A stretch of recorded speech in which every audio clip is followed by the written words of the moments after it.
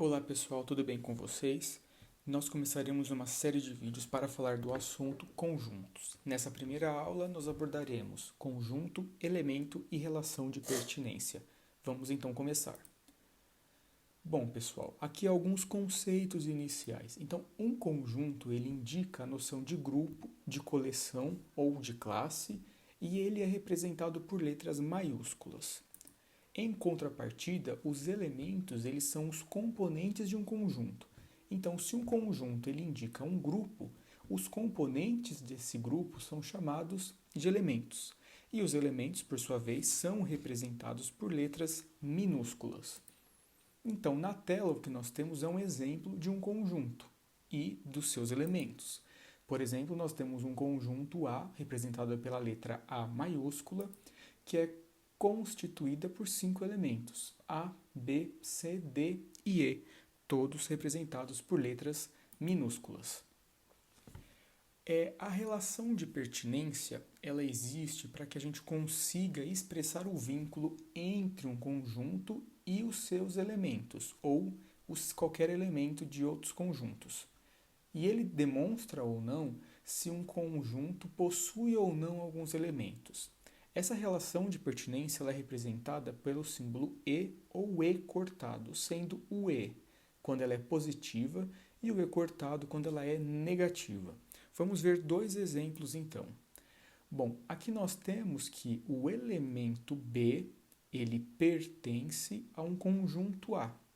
Então, essa escrita aqui, ela nos traz à esquerda um elemento, à direita um conjunto e no meio nós temos o símbolo que nos indica a relação de pertinência, nesse caso positiva, pois o elemento B pertence ao conjunto A.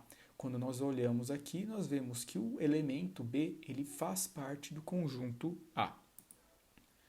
E aqui um segundo exemplo, nós temos que um elemento, no caso Z, não pertence a um conjunto A. Novamente, nós temos um elemento à esquerda, um conjunto à direita e um símbolo que nos representa a relação de pertinência entre esse elemento e esse conjunto. No caso, o elemento Z não pertence a um conjunto. Como nós podemos ver, Z não é um elemento do conjunto A aqui representado.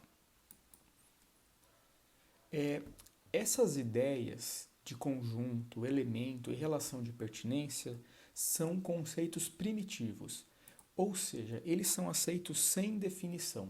Então, tudo que eu acabei de mostrar para vocês não é uma definição formal, mas é como normalmente as pessoas entendem. E é assim que é representado no mundo da matemática os conjuntos, os elementos e a relação entre um elemento e um conjunto. Pois bem, aqui é um ponto muito importante. Um conjunto ele pode ser um elemento de outro conjunto. Por exemplo, nesse conjunto B, aqui representado pelo B maiúsculo, nós vemos que um de seus elementos está representado entre chaves. Se ele está representado entre chaves, então esse elemento é um conjunto. No caso, ele é um conjunto que é constituído de um único elemento, o elemento C. Então, só reforçando, esse conjunto B ele tem 5 elementos, A, B, o conjunto representado pelo elemento C, o elemento D e o elemento E. E isso não altera em nada a relação de pertinência que nós acabamos de comentar, porque a relação de pertinência ela expressa o vínculo entre um elemento e um conjunto. Este elemento pode sim ser um conjunto. Então, o elemento representado pelo conjunto C pertence ao conjunto B. Nós temos um elemento à esquerda, que no caso é um conjunto à direita, e no meio o símbolo que representa a relação de pertinência entre esse elemento e esse conjunto. E por que eu fiz uma parte dedicada a esse assunto? Porque existem muitas questões de vestibular, por exemplo, que pede para os alunos classificarem como verdadeira ou falsa algumas afirmações. E muitas vezes os alunos consideram que uma afirmação, por conter a relação de pertinência expressa pelo E ou E cortado, ela é automaticamente falsa se à esquerda nós tivermos alguma coisa expressa entre chaves. Porque eles pensam assim, bom, se isso aqui está em chaves, isso aqui é um conjunto, então eu não posso usar o símbolo de relação de pertinência para expressar a relação entre um conjunto e outro conjunto. Só que cuidado, isso é em partes verdadeiro, porque se o conjunto for um elemento de outro conjunto, a relação de pertinência ainda pode ser expressa desta maneira. Muito bem, falamos sobre conjunto, falamos sobre elementos e falamos sobre a relação de pertinência. Agora nós vamos abordar como nós podemos representar um conjunto. E um conjunto ele pode ser expresso de três maneiras. A primeira maneira delas é a que a gente chama por extensão ou enumeração dos elementos desse conjunto, que é a forma pela qual nós vimos os conjuntos até então nessa aula. Então, quando a gente expressa um conjunto por extensão, a gente simplesmente coloca o nome desse conjunto igual e todos os seus elementos entre chaves. Então, novamente, o conjunto A é formado pelos elementos representados entre as chaves, no caso A, E, I, O, U, todos escritos com letras minúsculas. E os elementos eles são escritos, então só reforçando entre chaves, separados por vírgula ou ponto e vírgula, e a gente não repete os elementos, sabendo-se que a ordem dos elementos não interfere no conteúdo do nosso conjunto. Se ao invés dessa ordem fosse ao contrário, por exemplo, começando de U, O, I, E, A, nós teríamos o mesmo conjunto. Um conjunto também pode ser expresso por compreensão ou explicitação da propriedade dos seus elementos. Aqui, ao invés da gente enumerar todos os elementos, a gente dá a regra que existe em comum com todos os elementos desse conjunto. Por exemplo, o meu conjunto A, ele é composto, constituído de todos os x, tal que x é uma vogal. Então, note que se x é uma vogal, essa é a propriedade que rege os elementos do meu conjunto A.